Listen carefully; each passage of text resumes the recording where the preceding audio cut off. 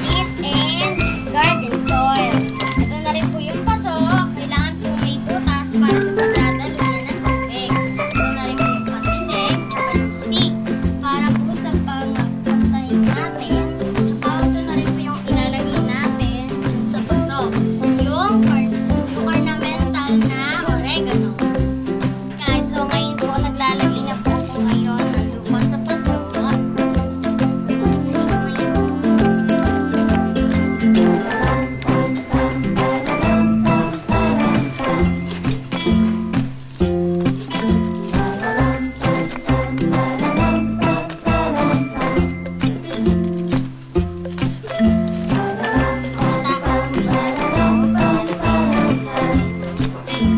So, ito na po yung yung loam soil na lalagay po natin yung oregano. Ito po yung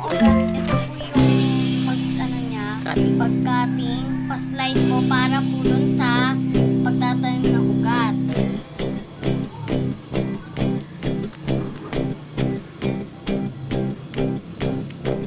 Tapos ilalagay na po natin ang oregano.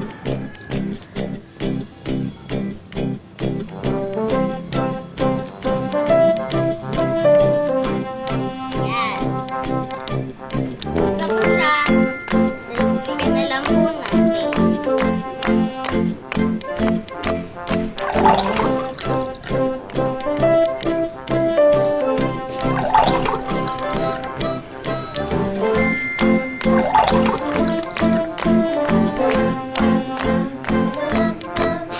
Okay na po. So, ito na po yung natanim nating halamang ornamental na oregano. Babalikan po natin siya ng mga few days para po malaman natin kung anong yaman po yan sa kanya. Pero po dapat po magkakaroon na po tayo ng ugat. So, ito na po yung bago natin tanim. Pag bagong tanim po, bawal po siya masyadong mainitan sa araw. Kasi po, masisira po siya. At saka po, pag na po siya natin ng mga ilang araw, pwede na po siyang ilagay sa maaraw. Para po, mas gumanda po siya. Pag pagdidilig po, kailangan po, lagyan po natin siya ng tubig pag wala na pong basa ang ibabaw ng halamang ornamental, pati ang lupa.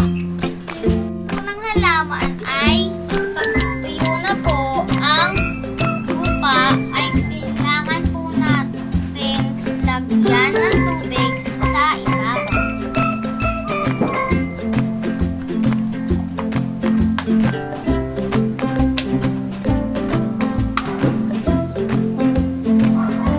Lalagay na po natin ang bago nating tanim kasama pong mga iba't ibang bagong tanim na halaman. So, ayan na po siya. Hindi po siya masyadong naaarawan at tama lang po yung araw niya. Nilagay na po natin siya sa mga iba pang bagong tanim. Ayan na po siya. Tsaka, yan. So, sa susunod na lang po